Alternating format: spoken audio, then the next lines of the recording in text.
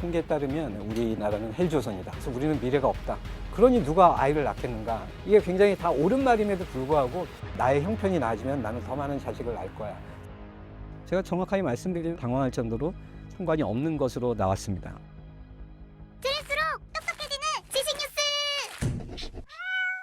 대표적으로 인구 문제가 직접 와닿지 않은 것은 이게 개인의 문제라기보다는 공동체의 문제이기 때문에 그래요. 사실 우리 스스로 자기 자신만 바라보고 대부분 살아가고 있잖아요.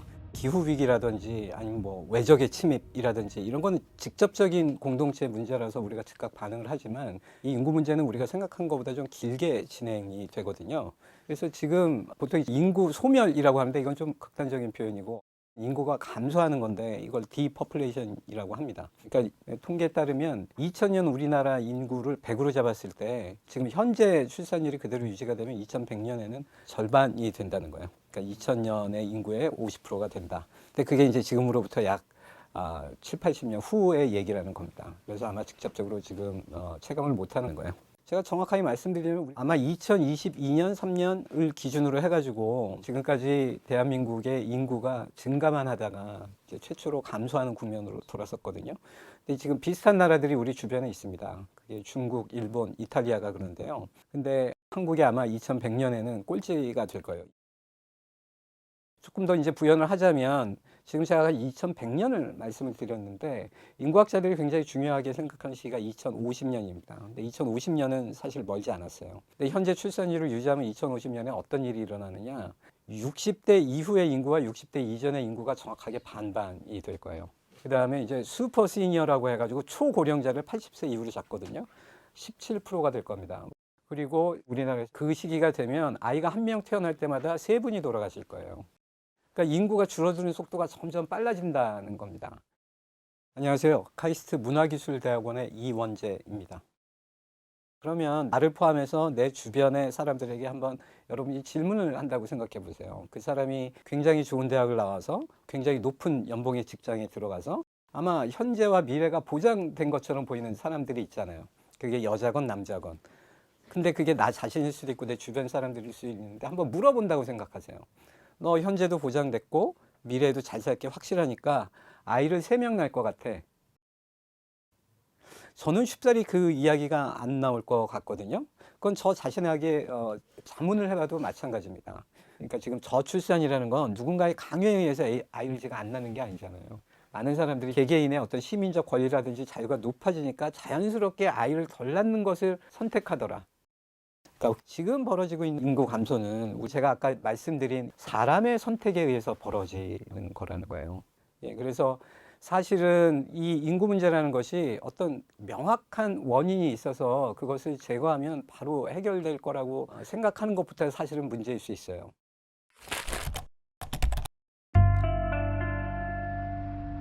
결혼을 포기하고 또 아이가 없는 삶을 선택한 2030 청년들이 점점 많아지고 있잖아요. 좀 어떤 요인이 주로 영향을 미쳤다고 보시는지. 제가 통계청이 제공하는 우리나라 연령대별 출산 수를 1981년도서부터 최근까지의 숫자를 가지고 연령대별로 그 변화 곡선을 한번 보았습니다. 이걸 보면 진짜 우리나라 저출산의 역사를 좀 쉽게 아실 수가 있어요. 일단 첫 번째 주목하실 거는 지금은 거의 0에 다다랐는데 1980년, 81년만 해도 우리나라의 10대 출산율이 전체 출산에 굉장히 유의미한 비중을 차지하고 있었어요. 여기 통계에 잡히는 15세에서 19세 사이의 10대 출산율이. 근데 지금 여러분 생각해 보시면 이제 이들은 거의 이제 0에 거의 지금 수렴하고 있거든요. 근데 이건 되게 잘된 일이잖아요. 우리가 문화적으로나 윤리적으로 10대에 출산하지 않고 좀 더 자신의 인생을 준비해서 좀 더 책임이 있을 때, 책임을 질 수 있을 때 아이를 낳으면 좋은 거잖아요. 이것 때문에 우리나라 인구가 줄어들었다고 슬퍼한다거나 비난할 일이 전혀 아니라는 거죠.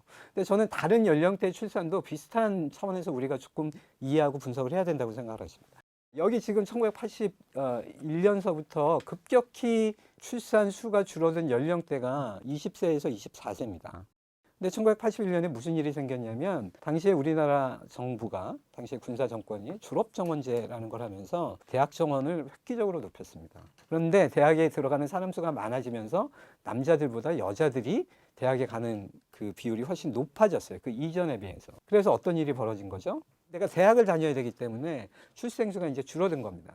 이때는 어느 특정 연령 집단이 출생수가 줄어들면 나머지 집단이 늘어나면서 이거를 보충을 해줬어요. 그게 25세에서 29세, 30세에서 34세 집단입니다. 그러니까 이게 이제 상당 기간 동안 20세에서 24세가 아이를 덜 낳기 시작하면서 한 5년쯤 있다가 아이 낳는 결정들이 확 이제 늘어난 것이에요.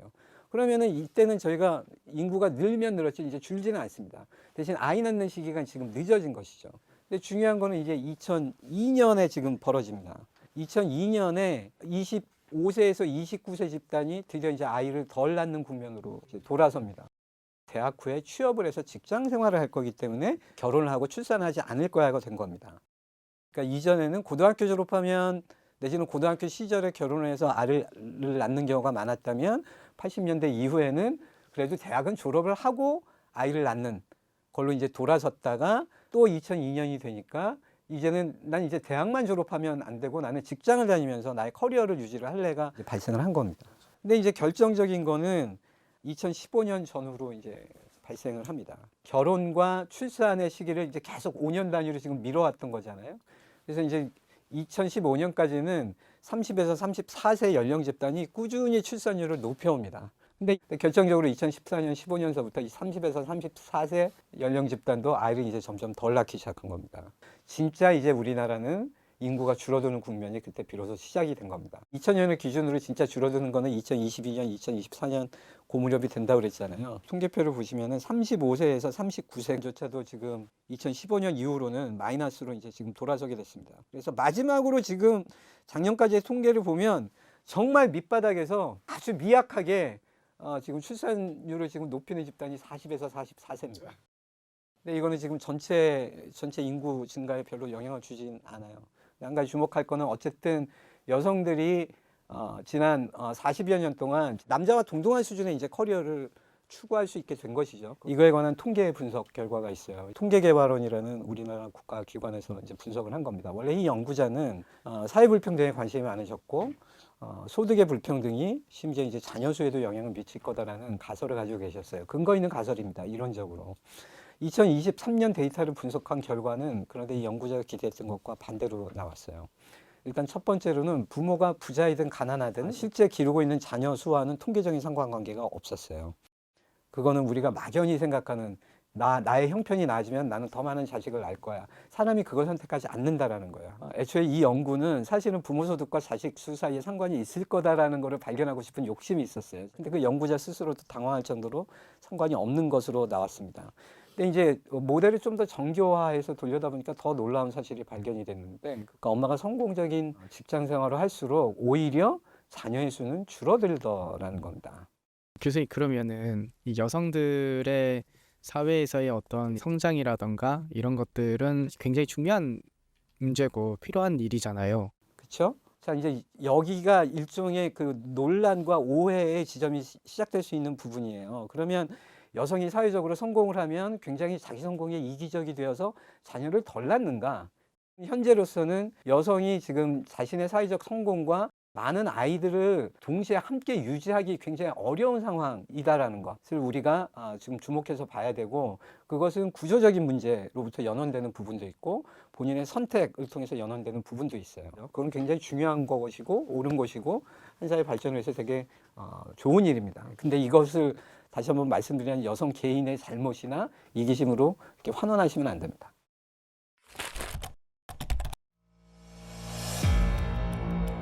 아이를 낳지 않는 문제에 대해서 크게 두 가지 주장들이 있어요. 아마 여러분 다 아시는 걸 거예요. 첫 번째는 우리 젊은 MZ세대 여러분들이 익숙한 그 논의가 있잖아요. 우리나라는 헬조선이다.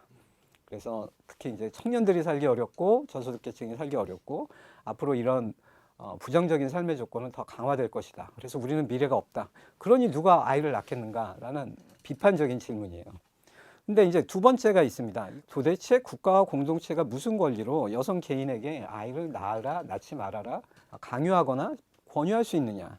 지난 6월에 대통령이 국가 비상사태를 선포를 했죠. 그래서 인구전략기획부라는 걸 이제 만들기로 했어요. 저는 오늘 인구 국가 비상사태를 선언하고 저출생 문제를 극복하는 그날까지 범국가적 총력 대응 체계를 그리고 8월 달에 이것이 만들어지기 전에 저출산 고령사회위원회에서 관련 예산을 올리기로 했습니다.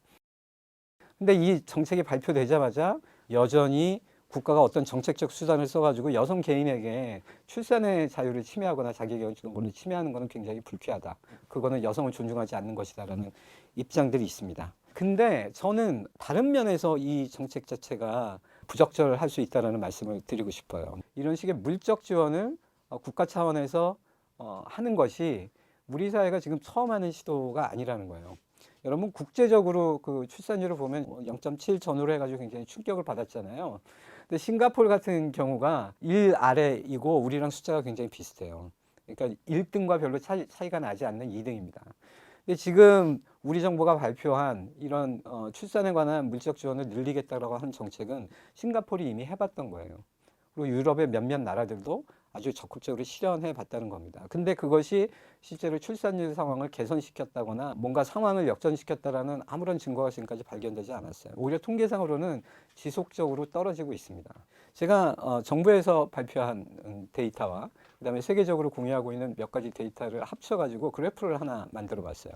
그게 뭐냐면 민주화 지수, 그 지수로 원의 크기를 민주화가 높은 원의 크기가 크게 하고 그다음에 인간 개발 지수라는 게 있어요.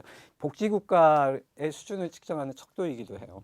그러니까 이 두 가지를 가지고 각 나라별로 두 가지 점수와 실제로 출산율 사이에 상관관계를 봤더니 통계적으로 분석해도 굉장히 유의미하게 민주화 지수와 인간 개발 지수가 높을수록 출산율은 떨어졌습니다. 과거의 경험과 비교를 해보셔도 돼요. 1960년대 한국 사회에서 6명, 7명, 8명 나는 집들이 굉장히 많았던 때에 우리나라의 경제 상황과 한국 사람들의 인간 개발 지수를 한번 생각해 보세요. 지금 현재 2024년이 우리가 훨씬 높은 수준에 있다는 걸 여러분 명확하게 인정하실 수 있잖아요. 근데 왜 지금 이렇게 조금 낮고 그때는 많이 났을까요? 이게 사실은 전 세계 인구학자들이 고민하는 문제입니다. 왜 우리가 지향하는 가치와 어떤 제도적인 성숙이 심화될수록 사람은 아이를 적게 낳는가? 이 질문이 본격적으로 제기가 시작했어요.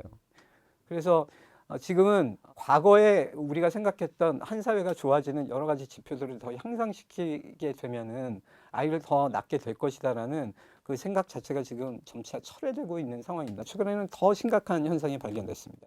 그러니까 여전히 아이를 많이 낳던 곳들도 민주화와 인간개발 지수가 미처 높아지지도 않았는데 아이를 덜 낳기 시작하더라는 거예요. 란트 프리쳇이라는 굉장히 중요한 경제학자입니다. 인구와 이민 문제를 연구하시는 경제학자인데 이분이 전 세계 데이터를 비교 분석을 하시면서 출산의 결정과 관련된 여러 가지 요인들을 분석을 했는데 공통적으로 유의미하게 나타난 요인들은 영화 제목을 쓰셨어요. What Women Want라는 전 세계 여성들이 동시에 아이를 덜 낳기로 결정한 일이 벌어졌느냐. 근데 상황 자체는 그렇게 간단하지 않습니다.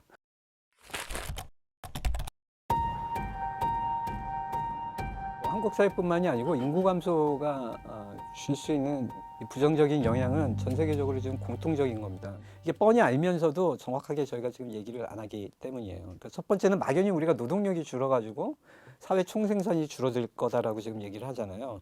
근데 이거는 지금 대전제고 조금 더 강론으로 들어가면 예를 들어가지고 소비가 줄어든다. 우리나라 이렇게 수출 지향적인 경제 구조를 가지고 있는데 내수가 줄어드는 게 무슨 대수냐라고 얘기할 수 있겠지만 G7, 뭐 G20 안에는 확실히 들어가고, 그러니까 세계 10위권 경제 규모를 가지고 있기 때문에 경제 규모가 커진 만큼 우리나라 내수가 전체 GDP의 거의 50% 수준에 지금 육박을 하고 있습니다. 그러니까 지금 G7 국가들은 그거보다 훨씬 높아요. 근데 지금 그 수준으로 가고 있다라는 거예요. 그래서 내수가 지금 약해지거나 불황으로 돌아서면 사실 우리나라 전체 경제에 우리가 생각한 것보다 훨씬 더 큰 충격을 줍니다. 근데 이제 그것 말고도 저희가 생각할 수 있는 게 저축이 있어요. 그럼 저축이 왜 이렇게 중요하냐? 여러분 저축은요, 은행에 이제 저축한 돈을 지금 모으잖아요. 근데 그 한 달에 저축의 양이 지금 많다라는 건 뭐 순기능도 있고 역기능도 있지만 1차적으로는 기업이 혁신하고 투자하고 새로운 시장을 개척하는데 그 나라의 저축의 총량은 굉장히 중요한 요인입니다. 그래서 인구가 줄어들면 단순하게 일하는 사람들만이 줄어드는 것이 아니고 그 사회에 혁신이 줄어들 가능성이 굉장히 많아요. 여기서 또 하나 얘기할 수 있는 게 부동산 거래입니다. 집을 빌려주거나 아니면 집을 사는 사람들의 거래가 지금 줄어들게 되면 이 경제가 지금 성숙하면서 수많은 가치들, 상당히 유의미한 부분의 가치들이 지금 사실 부동산에 지금 묶여 있는 거거든요. 그러니까 뭐 우리가 몇 년 전만 해도 뭐 하우스 푸어니 뭐 부동산 거품을 꺼트려야 되느니 이게 굉장히 다 옳은 말임에도 불구하고 경제가 고도화되면 부동산 시장 자체도 그 한 사회의 전체 시스템을 유지하는 데 굉장히 중요한 요인입니다. 근데 인구가 감소되면 1차적으로 충격을 받는 데가 또 부동산 시장이기 때문에. 그럼 이게 뭐와 연결이 돼 있죠? 세금과 연결이 돼 있습니다.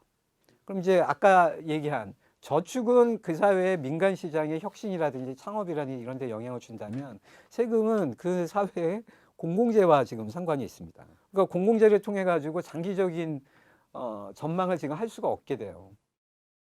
사실은 생산성 문제로 많은 부분들이 지금 설명이 됩니다.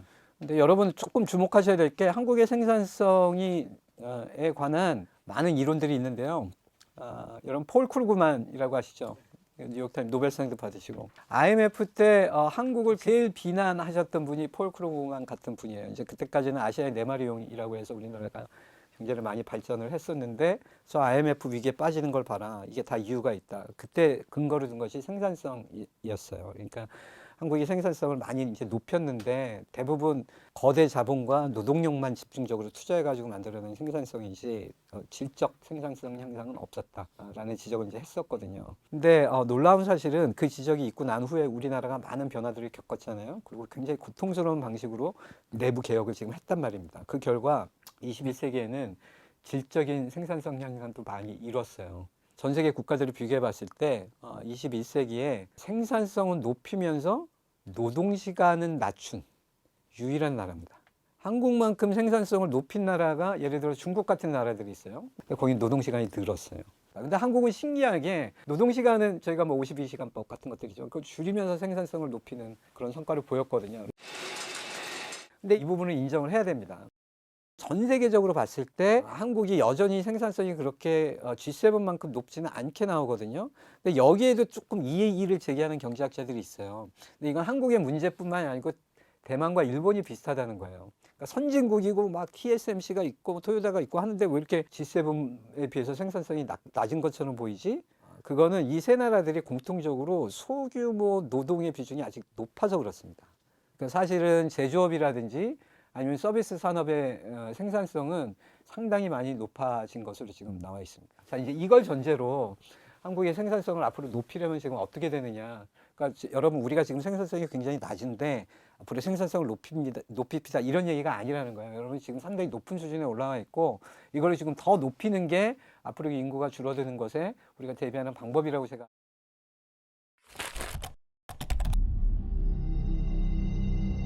인구 피라미드라는 거는 이미 출생한 사람들의 수를 가지고 지금 그린 거예요.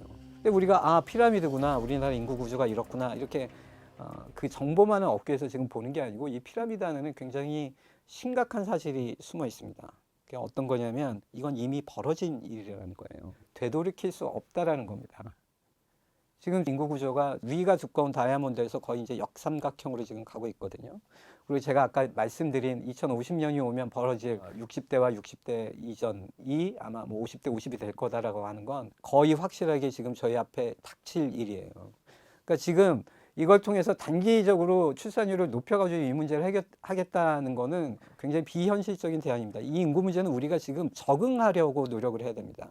그래서 사실은 우리의 관심은 지금 아이를 더 낳아서 내지는 심각해지는 인구 문제의 속도를 늦추거나 뭐 이런 거는 저희가 지금 할 수 있어요. 근데 아무리 생각해도 50% 이상의 가정들이 3명 이상 낳게 하는 거는 지금 제 상상력으로도 상당히 어려울 것 같거든요. 우리가 좀 더 좋은 상태로 창의적으로 대응해야 되는 문제인 것이지 그걸 통해서 우리가 지금까지 굉장히 피땀으로 일궈놓은 정치적, 사회적, 경제적 제도들을 무너뜨리자, 과거로 돌아가자 이런 식으로 반응하면 굉장히 곤란합니다. 우리가 어떻게 지금 대응을 할 것이냐. 첫 번째는 AI를 받아들여야 됩니다.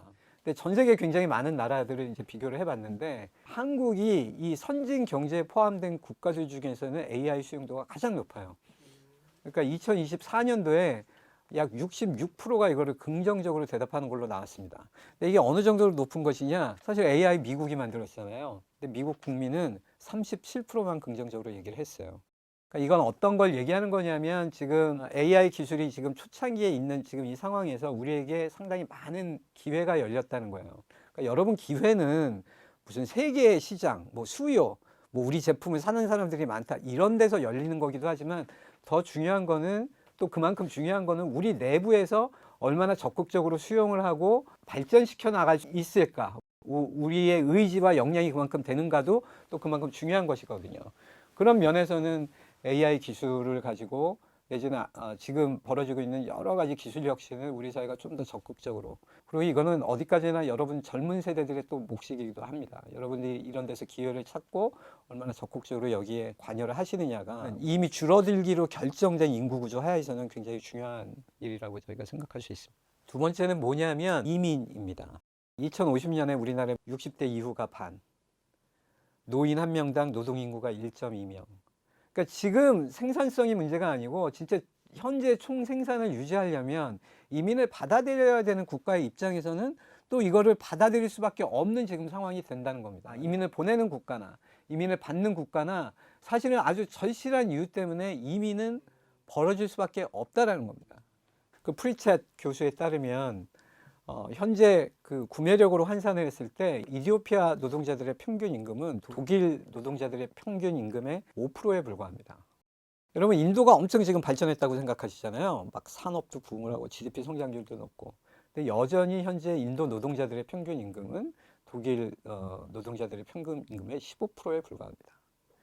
그럼 여러분 지금 저개발 국가들의 노동자들이 일을 열심히 하지 않거나 성실하지 않은 것이 아닙니다. 굉장히 많은 시간을 가족을 부양하기 위해서 일을 하는데 그들이 받는 임금이라는 게 너무나도 보잘것없어서 굉장히 불우한 환경에 놓여져 있는 인구들이 굉장히 많습니다. 전 세계 인구들 중에서.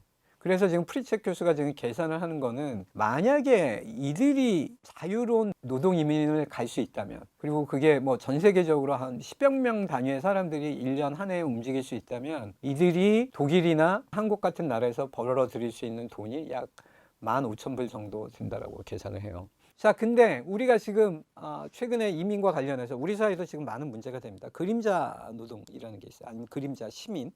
이제 이게 무슨 얘기를 하는 거냐면 실제로 시민권이라든지 기본적인 인권이 보장이 되지 않는 상태에서 거의 착취당하는 수준의 노동을 강요받는 정말 보호받지 못하는 이민 노동자들이 있죠. 그러니까 이런 문제들을 우리가 어떻게 지금 생각을 해야 될 거냐는 겁니다. 아주 이상적인 민주주의나 자유주의의 가치에서는 이들에게 국내의 원래 시민과 동등한 시민적 권리, 뭐 투표권을 포함해서 이것을 주는 것이 맞습니다. 자, 이 지점이 굉장히 갈등적인 지점이에요. 왜냐하면 그것을 100% 보장하는 국가는 전 세계적으로 드물 뿐더러 그러한 시도가 있었다는 사실만으로도 많은 국가들의 정권이 지금 바뀌었거든요. 그러니까 우리가 지금 그것을 추구해야 된다는 것과 우리가 그것을 추구할 수 있는, 실현할 수 있는 역량이 있는가는 굉장히 지금 다른 문제입니다.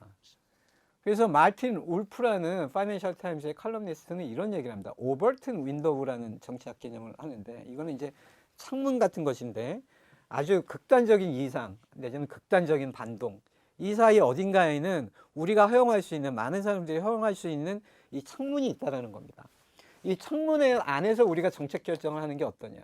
근데 이 창문의 중심은 시간에 따라 변할 수 있어요. 사람들의 생각, 삶의 조건이 바뀜에 따라서 유연하게 변할 수 있습니다.